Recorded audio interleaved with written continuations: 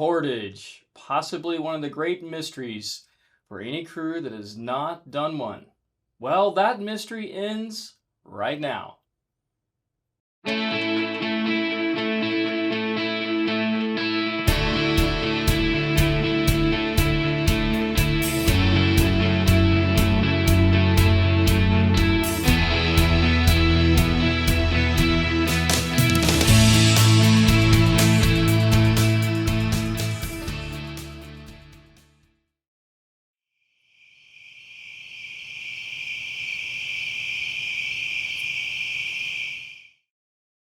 Hey, real quick, right before we jump into this video, if you'd do me a huge favor and hit that like button.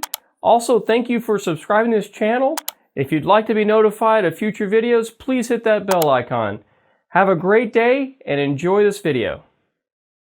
All right, before we get into actually showing you the Portage, the first thing is, if you haven't watched the Portage plan video, then you need to watch that video.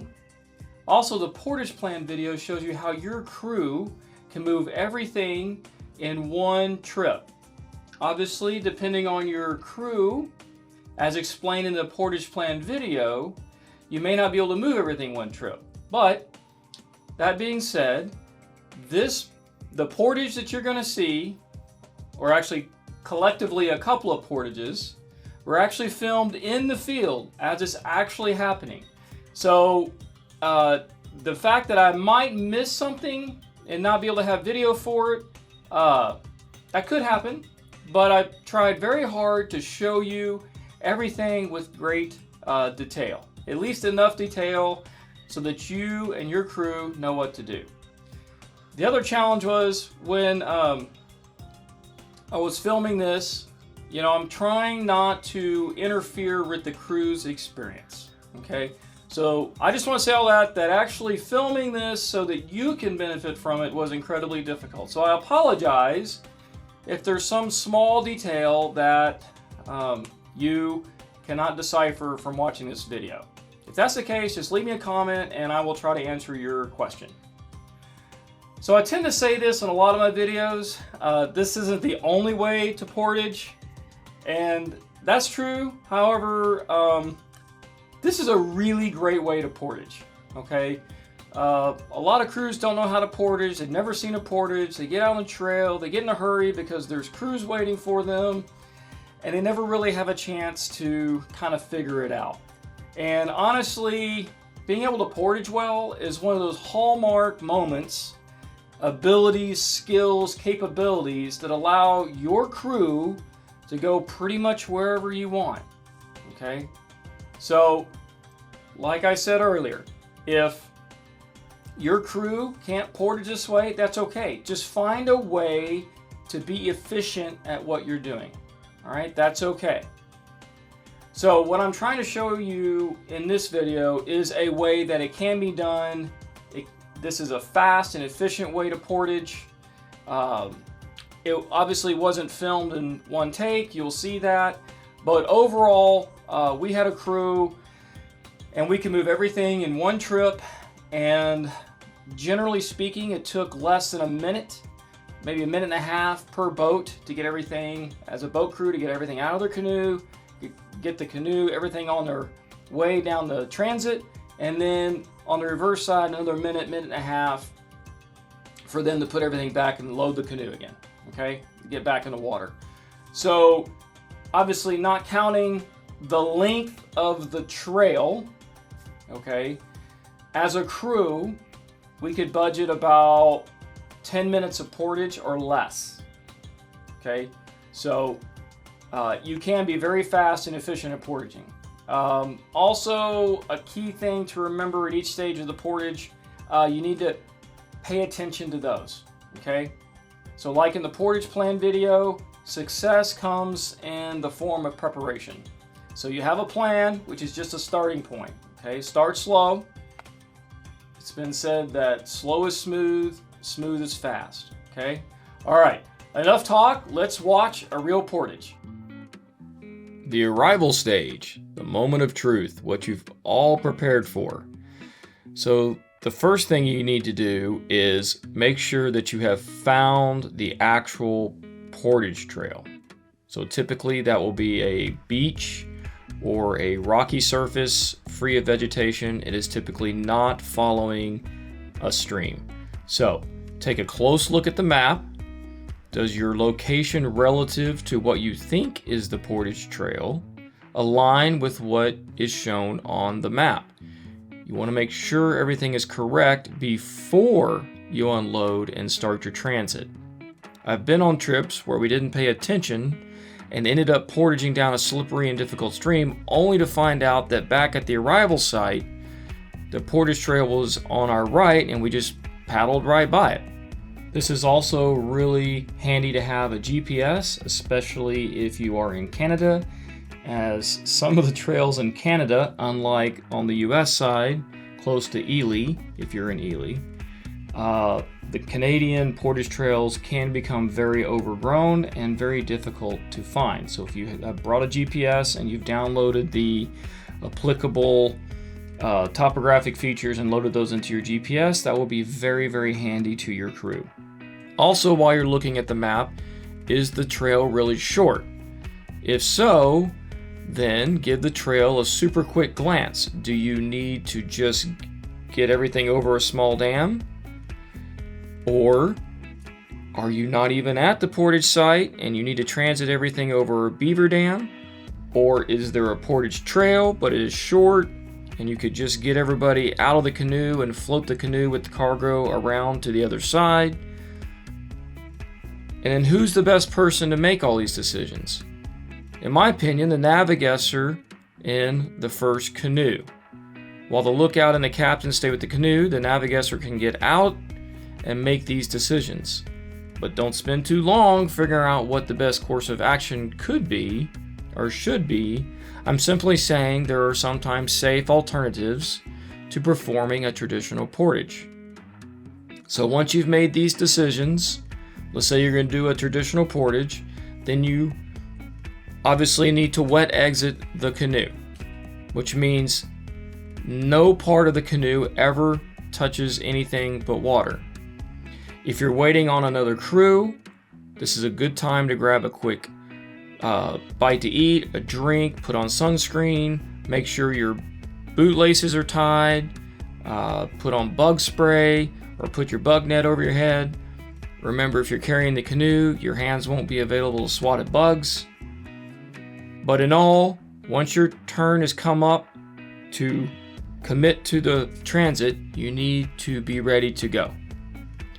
So if you're doing a traditional portage, typically the lookout will come out of the canoe first, then the navigator riding in the middle, and then last will be the captain who's riding in the stern. Remember to use 3 points of contact when you get in and out of the canoe. If you're putting your feet in to the canoe, make sure that you are standing in the middle of the canoe along the keel. Make sure to get everyone out of the canoe before you start removing bags. I would suggest the person portaging the canoe needs to keep one hand on the canoe at all times to keep the canoe from drifting off in the wind. But as a boat crew, make sure everybody is paying attention to this. Your personal stuff, if it's not in your life jacket, if you've decided to put it in a small personal dry bag, you'll need to clip that onto your life jacket, your belt, or the whale bag. Remember to work in teams, removing the whale bags, the food bags, the kettle, whatever it happens to be. Make sure you unclip it, and then as a team, you lift that onto the person that is carrying that item. Make sure the boat crew stays together and everything has been removed from the canoe before you move down the trail. When the first boat crew has cleared the trail, the arrival site, then the second canoe will come in. Repeat, obviously, without the navigator making the decision on what we're doing. Just repeat and follow the first boat crew, followed by the last boat crew. It would be helpful if a person in the first boat crew to start the transit phase had the small tree saw available to remove any overgrown limbs overhanging the trail that would cause a problem for the person carrying the canoe. This is of course a good reminder to go see the crew gear video to get an idea of what kind of saw to bring. The last person to leave the arrival site, preferably not a person carrying the canoe, needs to sweep the arrival site, be the last person down the trail to sweep the trail, and upon everybody getting back into their boats and ready to depart, the departure site needs to sweep the departure site for anything left behind. It should go without saying that whoever this person is that's sweeping the trail on the departure and arrival site needs to be extremely responsible and very observant. The transit phase is defined as the part of the portage whereby the crew is traveling overland from the arrival site to the departure site. Of your entire trip, the one activity that you are most likely going to seriously hurt yourself is during the transit stage of the portage. The one thing everyone needs to be mindful of is safety. Be careful. Trails can be very steep, they are wet, slippery, and sharp rocks, tree limbs, and mud, and if you seriously hurt yourself, everyone has a problem. Make sure to keep your balance. You can use your paddles as hiking sticks, just make sure you keep the blade pointed up so you do not break the blade. Trail etiquette. When two people carrying canoes meet on the trail, try and allow the person traveling uphill to have the right-of-way, meaning the downhill traveler moves to the side of the trail to allow the uphill traveler to pass by first. Of course, you will both have to find an area along the trail that is wide enough for both canoes. Remember, everything is a team effort. Your crew members carrying the canoes cannot turn around on the trail, so make sure those crew members stay on the correct trail. Also, the people carrying the canoes have limited visibility and cannot manage anything but the canoe along the trail. Make sure any tree limbs that need to be taken out of the way for the canoe person is taken care of before they arrive. The departure site is the place where your crew has completed the portage and will reload the canoes and continue paddling. Before we move on with what to do at the departure site, if you need to go to the bathroom, this is the time to do it. The first person to arrive needs to scope out the site for obstructions that can damage the canoe and look for deep holes underwater that could catch someone off guard and get them hurt. Remember, the crew member carrying the canoe has limited visibility and doesn't necessarily have unlimited movement of the canoe. The canoe needs to be placed down directly into the water without the canoe touching anything. They need their team members to help warn them of obstacles. Also remember, they don't have the use of their hands, so they can easily lose their balance. This is important so that they don't stumble or fall and hurt themselves or the canoe. People with whale bags, the kettle or fishing gear, need to wait for the canoe to arrive, and short of scoping out the departure site for potentially dangerous things, they need to stay out of the way of the crew member carrying the canoe. Put the canoe back in the water first. Make sure the entire canoe is in deep enough water to clear the entire hull so the hull of the canoe does not scrape or bump on rocks or logs. Then, as a team, put everything back into the canoe. Make sure someone is holding on to the canoe. Usually, again, I would recommend that is the captain or the person that portaged the canoe. Make sure to clip all of the bags, the whale bags, the kettle, whatever happens to be, back onto one of the thwarts in the canoe. If you're going to change crew positions within a boat crew, now is the time to do that. Then typically the lookout who rides in the bow will get in the canoe first, then followed by the navigator, and then finally the captain. While the first boat crews are waiting on the other boat crews, they can count the bags in their canoe and their people, get a drink, do sunscreen, get a snack while they wait, and the navigator should be figuring out which way to go next. Before you leave, as a crew by canoe, count bags and people. You absolutely do not want to leave anything behind. Imagine leaving one of your food bags behind only to find out later in the day and have to paddle back miles and miles and miles to go maybe try and find it, or it got lost or eaten by an animal. Before you leave, share which way you're going to go with all of the other boats. So the first navigator back on the water should be looking at their map and saying, okay, we need to go here, and then telling the other boat crews we need to go this direction, and physically point in the direction to go, point on the map. This is the general area route that we're going to take, and this is the portage site we're looking for next, so that everybody is on the same page. Before we move on, let's summarize what's important for each stage of the portage. For the arrival stage, are we at the correct portage trail? For the transit stage, remember, be safe, do not get hurt. Of any part of your entire trip, you're most likely to get seriously hurt on the transit stage. For the departure stage, do we have all of our people, bags, and equipment? You definitely do not want to leave anything behind. All right, so now that we've seen the mechanics of how to perform a portage, I realize that's a little detailed, a little choppy, so I thought it'd be a good idea to give kind of a one-take example and walk you through what a portage looks like from that perspective. So maybe it'll help clarify little things, make things a little bit simpler and easier to understand and follow. So what we're picking up filming is, we've already established this is the correct portage trail.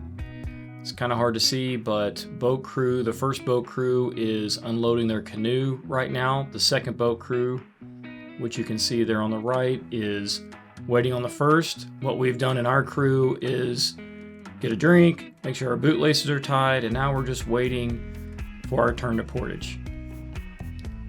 The crew that's portaging right now, you'll see that they're loading up their portage packs. That is the interpreter who put on his interpreter pack, and now he's going to pick up the canoe, and they will begin their transit down the portage trail.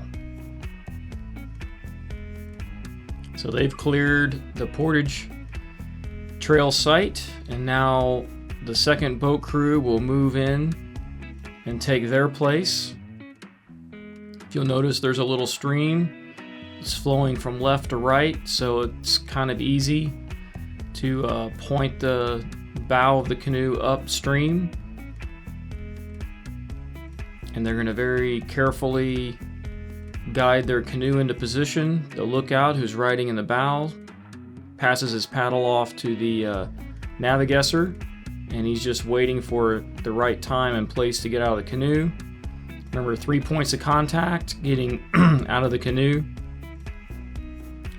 The captain in the stern still has his paddle in case he needs to move the canoe around, but now that the lookout is out of the boat and pulled it up for the navigator to get out of the canoe, and he does need to use 3 points of contact, there he goes, to get out of the canoe. The lookout's holding onto the canoe, and notice they're holding onto the gunnels as they get out so the boat does not tend to roll over. Now they're unclipping their packs. They're using the grab handles to pick them up and move them around. It's team lift. So who was the captain in this portage is going to carry the whale bag. He's getting it clipped onto himself. That bag coming out is the food bag. That'll be picked up by the person that's going to portage the canoe. He's going to hold it there while he gets his shoulders in the shoulder straps. Okay, remember, they're holding on to the canoe. They're not letting the canoe float away. Now he's passing the paddles off. Notice they've taken all the paddles, so the only thing left in the canoe is the throw bag, which is clipped to a thwart up by the front seat. Alright, this is the same portage, just slightly different view. The person that's portaging the canoe is waiting for everybody to get out of the water and out of the way. He's going to move the canoe out of the way of the rocks.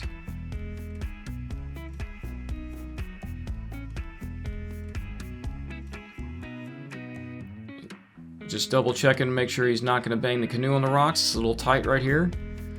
Okay, he's tipping the canoe forward towards the bow to drain the water, as much water as he can out of the canoe.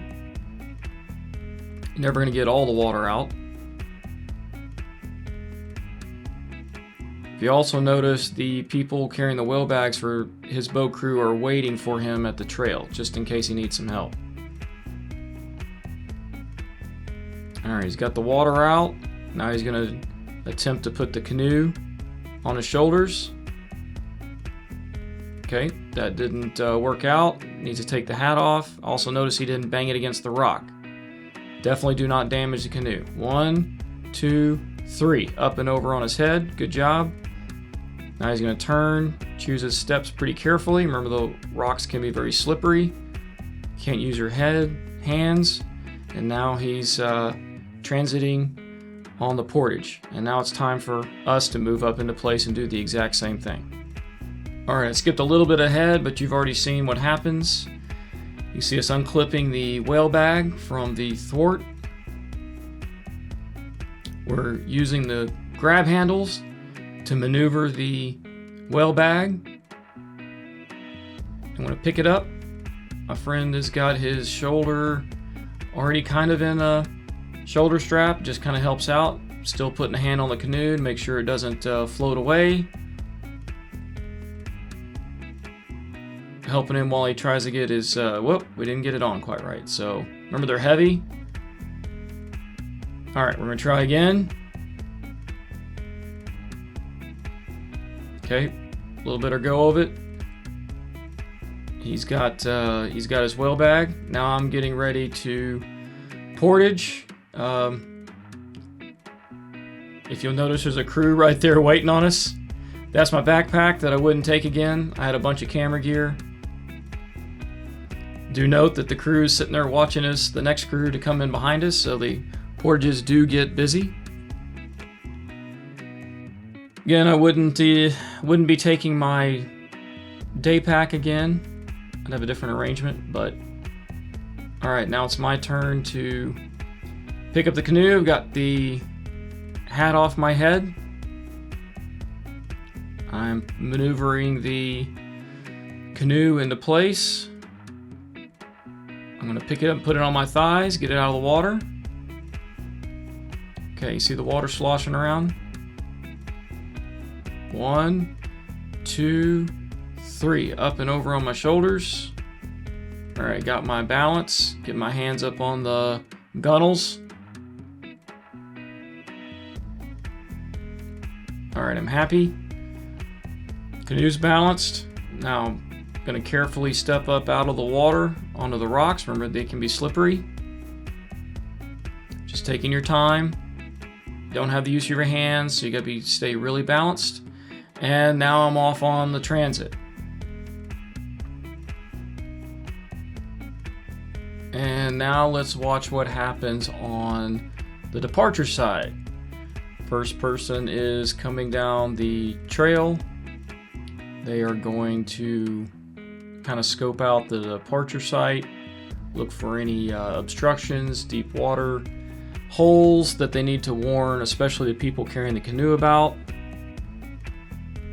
Here comes the second member of the boat crew down into the water. They're going to stand out of the way. Here in a minute, you're going to see the canoes come down. Here comes the first canoe. And those rocks can be steep. You don't have the use of your hands when you're carrying the canoe, so you have to be very careful. Definitely do not want to damage the canoe. So they'll just take their time walking down. Notice the person carrying the canoe behind the first person just waited for him to clear before he went down. Also watched which way he went so that he has a good idea if that path is going to work or not. So he's going to walk the canoe out in the water. His buddies have told him, hey, you can put the canoe right here. He's getting his hands positioned on the thwart. And he's just going to gently lay the canoe down in the water. You notice the canoe did not touch the bottom. It's in the water. Now they're placing the paddles in the canoe, 2 in the back one for the navigator and one for the captain. The lookout puts a canoe paddle up in the front, gets it out of the way. His buddy comes over to help him get the food pack off of his back and gets it positioned in the canoe. Notice they're holding onto the canoe so it doesn't go anywhere. All right, team effort. He's grabbing the grab handles. Okay, off, straight into the canoe. Now they're going to clip the whale bag around the thwart, so if you roll the boat over, you haven't lost anything. It's all clipped to the canoe. Okay, navigator is going to clip his water bottle to the strap so he has access to it. All right, they're going to hold the gunnels on both sides so their buddy can get in the boat without the boat rolling over. 3 points of contact. He stepped into the middle of the boat along the keel. He's in. He's making sure he's got his canoe paddle. Okay, he's got his paddle. Now the captain's going to hold both gunnels so the navigator can get in the boat. He steps right into the middle of the boat. He's got 3 points of contact. He sits down. Now he's going to hold the paddle for the captain, who's going to step right into the middle of the boat. There he is. Now he hands him his paddle back. And from here, they'll just go out and wait for the other boat crews. And there you go. That's an actual portage filmed at Northern Tier. Now, you need to remember, ideally, you'll be very efficient. Okay? Crews will likely be waiting you on one or both sides of the portage. If another crew is faster than you, or your crew needs a second, just move your stuff out of the way. All right? A couple of last things to remember. One, don't leave anyone, which is really difficult to do, but don't leave anyone behind. And it's easier to leave something behind. So definitely do not do that. Okay? 2, be safe. Portage trails come in all types. Portage trails are like a box of chocolates. You never know what you're gonna get. Okay? One portage could be on a calm sandy beach. Then it's wading through waist-deep muck, okay, with underwater rocks and obstacles. Or you have those freaking beaver dams where the water's deep and there's no good footing. And there's all kinds of holes for you to fall in and break your leg, okay? So I don't want to scare you, but just be careful, okay? And there you go. Have a blessed trip. Hey, I really hope you enjoyed watching this video. If you'd like to support this channel, remember, please subscribe to this channel. Tell your friends about it. Thanks for hitting that like button. Everything here is free. I want to give back to the community. I want to give to you everything here for free. I've been out in the outdoors for a long, long time, and it's great that I can be able to give all this information to you. That is what's most important to me. If you would like to give back, I do have a GoFundMe page set up, and you can follow the link. And if you'd like to, if you're a youth with your parents' support, I would gladly accept your donations. Thank you and have a blessed day.